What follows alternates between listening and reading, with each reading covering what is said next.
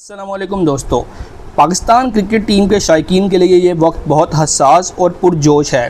हसास इसलिए कि अगला मैच पाकिस्तान अपना खेलेगा या नहीं, क्योंकि पीसीबी ने अगले मैच से बाइकआउट की धमकी दी थी। और पुरजोश इसलिए क्योंकि भारत के ख़िलाफ़ मैच में पाकिस्तान की शिकस्त ने टीम को एक और बड़ा धचका दिया है। लेकिन इसी के साथ साथ ये भी शिकस्त पाकिस्तान क्रिकेट टीम के लिए एक मौका लेकर भी आई है कि वो अगले मैच में अपनी कारकर्दगी बेहतर बना सकें। इसके अलावा नाज़रीन, शोएब अख्तर और वसीम अकरम ने इस बारे में क्या बयानात दिए हैं, आपको मुकम्मल तफसील इस वीडियो में मिलेगी, तो आपने वीडियो को शुरू से लेकर आखिर तक लाजमी देखना है। नाज़रीन, यूएई के ख़िलाफ़ मैच बहुत अहम है क्योंकि ये पाकिस्तान के सुपर 4 में जगह बनाने की जंग है। पाकिस्तान की टीम इस मौके पर अपने निखरे हुए खिलाड़ियों की सलाहियतों को सामने लाने और नए हिकमत अमली के साथ मैदान में उतरने जा रही है। भारत के ख़िलाफ़ मैच की बात करें तो ये शिकस्त इत्तफाकिया नहीं थी, बल्कि कई वजूहात और मसाइल का मजमुआ थी, जिसकी वजह से पाकिस्तान अपनी कारकर्दगी बेहतर नहीं दिखा सका। सबसे पहले बात करते हैं कप्तान सलमान अली आगा के टॉस के फ़ैसले की, जो इस मैच का कलीदी मोड़ साबित हुआ। आगा सलमान ने टॉस जीतकर पहले बैटिंग का फ़ैसला किया, जो कि काफ़ी हद तक मतनाज़ा रहा, क्योंकि जो पिच मिली थी उस पर पहले बॉलिंग करना ज़्यादा फ़ायदेमंद समझा नहीं जाता। पाकिस्तान क्रिकेट टीम के माजी के अजीम खिलाड़ी और तजर्बाकार शोएब अख्तर और वसीम अकरम ने भी इस फैसले पर कहना था कि पहले बैटिंग करने से टीम पर दबाव बढ़ जाता है, ख़ास तौर पर जब पिच बॉलर्स को मदद दे रहा हो। बॉलिंग टीम को मौका मिलता है कि वो पहले इनिंग्स में मुखालिफ बल्लेबाजों को जल्द आउट करे और बाद में बैटिंग में राहत से रन चेज़ करे, क्योंकि बड़ा टोटल नहीं बन पाता। लेकिन आगा सलमान ने अपनी हिकमत अमली पर कायम रहते हुए टीम को बैटिंग करने का हुक्म दिया, जो कि अपनी जगह एक जुर्रतमंदाना फ़ैसला था। लेकिन इस फैसले के बावजूद टीम को शुरुआत अच्छी ना मिल सकी। ओपनिंग बल्लेबाज साइम अयूब पहली ही गेंद पर आउट हो गए। ये बात जहन में रखनी चाहिए कि साइम अयूब को बतौर बल्लेबाज ज़्यादा मौका नहीं मिला। हालिया मैचेस में उनकी कारकर्दगी ख़ास तौर पर पहली गेंद पर आउट होने की वजह से तनकीद की जद में है। ये बात भी काबिल गौर है कि साइम अयूब की असल महारत बैटिंग है, लेकिन मैच में उन्हें ज़्यादा बॉलिंग में लगाकर उनके असल रूह को नज़रअंदाज किया जा रहा है। इस बात पर बात करना ज़रूरी है कि कोचिंग स्टाफ ख़ुसूसन माइक हैसन और दीगर साइम अयूब को उसका असल किरदार अदा करने दें, ताकि वो अपनी सलाहियतों के मुताबिक टीम को फ़ायदा पहुंचा सकें। नाज़रीन, पाकिस्तान के पास बॉलिंग के लिए कई खिलाड़ी हैं, इसलिए बेहतरी यही है कि बैटिंग करने वाले खिलाड़ियों को उनका असल मौका दिया जाए। टीम में चंद तब्दीलियां ज़रूर आएंगी और मुमकिन है कि अगले मैच में साइम अयूब की जगह कोई और बल्लेबाज ओपनिंग के लिए खिलाया जाए। कप्तान सलमान अली आगा ने अपनी कप्तानी में टीम में 5 बड़ी तब्दीलियां की हैं, जो कि टीम की कारकर्दगी को बेहतर करने की कोशिश है। पहली तब्दीली यह है कि साइम अयूब की जगह पर साहिबजादा फरहान को ओपनिंग बल्लेबाज के तौर पर मौका दिया गया है। साहिबजादा फरहान ने भारत के ख़िलाफ़ मैच में अच्छी बैटिंग की थी और 44 गेंदों पर 40 रन भी बनाए थे, जिसमें एक चौका और 2 छक्के शामिल थे। दिलचस्प बात यह है कि उन्होंने T20 में बुमराह को छक्का मारकर पाकिस्तान के पहले बल्लेबाज होने का एजाज़ भी हासिल किया। उनकी जारहाना बैटिंग टीम के लिए नई तवानाई लेकर आ सकती। दूसरी बड़ी तब्दीली नाज़रीन, फ़खर जमान को स्क्वाड से बाहर करना।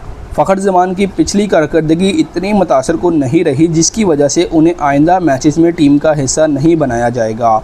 इस तब्दीली का मकसद टीम में नई जान डालना और ऐसी सलाहियतों को मौका देना है जो मौजूदा हालात में टीम की ज़रूरत के मुताबिक हों। फ़खर जमान का ये ना होना इस बात का इंदिया भी है कि टीम ने अपनी बैटिंग लाइनअप में तवाज़ुन कायम करने का फ़ैसला किया है। तीसरी तब्दीली नाज़रीन, खुशदिल शाह को टीम में शामिल करना है, ख़ास तौर पर नंबर 6 पर। खुशदिल शाह ने अब तक टीम के लिए मौके कम हासिल किए हैं, लेकिन उनकी जारहाना बैटिंग की सलाहियतों को देखते हुए अब उन्हें मौका दिया जाएगा ताकि वो अपनी सलाहियतों का मुजाहिरा कर सकें। नौजवान होने की वजह से उनमें जोश और तवानाई मौजूद है, जो टीम की बैटिंग को मजबूत बना सकती है। चौथी तब्दीली, हारिस रऊफ़ को टीम में शामिल करना है। भारत के ख़िलाफ़ मैच में उनका अदम शामिल होना एक सवालिया निशान था, क्योंकि वो पाकिस्तान के अहम बॉलर्स में शामिल होते हैं। अब उन्हें नंबर 7 पर शामिल करके बॉलिंग में तवाज़ुन पैदा करने की कोशिश की जा रही है। हारिस रऊफ़ की मौजूदगी बॉलिंग लाइनअप को मज़ीद मुस्तहकम करेगी और गेंदबाजों को नए मौके पैदा करेगी। पाँचवीं तब्दीली नाज़रीन, वसीम जूनियर और शाहिनशाह अफरीदी को बॉलिंग लाइनअप में शामिल करना है। मोहम्मद वसीम जूनियर को 8वें और शाहीन शाह अफरीदी को 9वें नंबर पर रखा गया है ताकि तजुर्बा और जवानी को खूबसूरत इम्तजाज टीम को मिले। शाहीन शाह अफरीदी की बैटिंग में भी काफ़ी बेहतरी आई है, लेकिन उनकी बॉलिंग पर अभी भी मज़ीद काम की उनको ज़रूरत है ताकि वो मुकम्मल खिलाड़ी की हैसियत से टीम को सपोर्ट कर सकें। टीम के दूसरे अहम खिलाड़ियों में हसन नवाज़ नंबर 5 पर बैटिंग करेंगे। हसन नवाज़ ने कहा है कि भारत के ख़िलाफ़ टीम ने जल्दबाजी की, जिसकी वजह से शिकस्त हुई और अब वो तहम्मुल और हिकमत अमली के साथ खेल कर मैच जीतना चाहते हैं।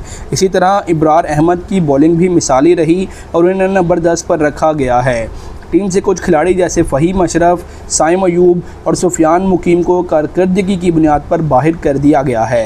ये तब्दीलियाँ टीम में नए और उभरते हुए खिलाड़ियों को मौका देने के लिए की गई हैं ताकि टीम में तवाज़ुन और नया जज्बा पैदा हो सके। पाकिस्तान क्रिकेट बोर्ड भी नौजवानों को मौका देकर मुस्तकबिल के मजबूत टीम बनाने की कोशिश कर रहा है। सबसे बड़ी खुशखबरी नाज़रीन ये है कि बाबर आजम, रिजवान, नसीम शाह और इफ्तिखार अहमद को एशिया कप के बाद टीम में वापस बुलाया जा रहा है। ये खिलाड़ी पाकिस्तान क्रिकेट टीम की बुनियादी सतून हैं और इनकी वापसी टीम की कारकर्दगी में नुमाया बेहतरी लाएगी। ख़ास तौर पर बाबर आजम की क़ियादत में टीम ने माजी में शानदार कामयाबियां समेटी हैं और हमारा शानदार माजी रहा है। उनकी मौजूदगी से टीम को खुद एतमादी मिलेगी।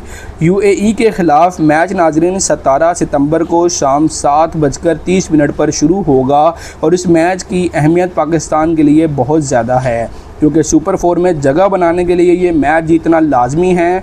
पूरी टीम इस मौके पर बेहतरीन कारकर्दगी दिखाने के लिए पुरअज़म है और चाहती है कि वो अपने शायकीन को फ़ख्र महसूस करवाएं।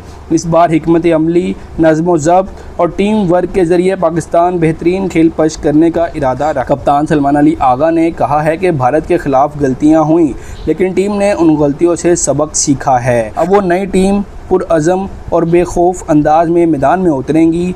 उनका कहना है कि जो हुआ सो हुआ, अब आगे बढ़ना है और पाकिस्तान क्रिकेट को नई बुलंदियों तक ले जाना है। ये शिकस्त सिर्फ एक मैच की नाकामी नहीं, बल्कि पाकिस्तान क्रिकेट के लिए एक बहुत बड़ा सबक थी।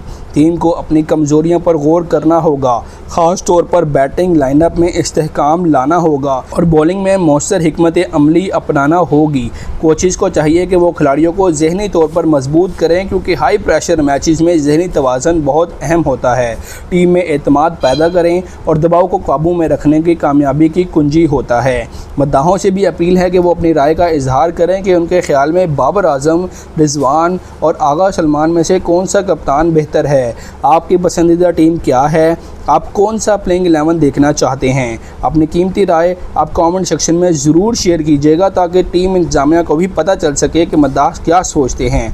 तो दोस्तों, ये थी पाकिस्तान क्रिकेट टीम की ताज़ा तरीन सूरत हाल, प्लेइंग 11 और अहम खबर। उम्मीद है कि आपको ये तफसीली रिपोर्ट पसंद आई होगी। अगर आपको ये मालूमात मुफीद लगी हो तो इसे लाइक, शेयर और चैनल को सब्सक्राइब करना मत भूलें ताकि आपको क्रिकेट की तमाम तर अपडेट्स मिलती रहें। पाकिस्तान जिंदाबाद।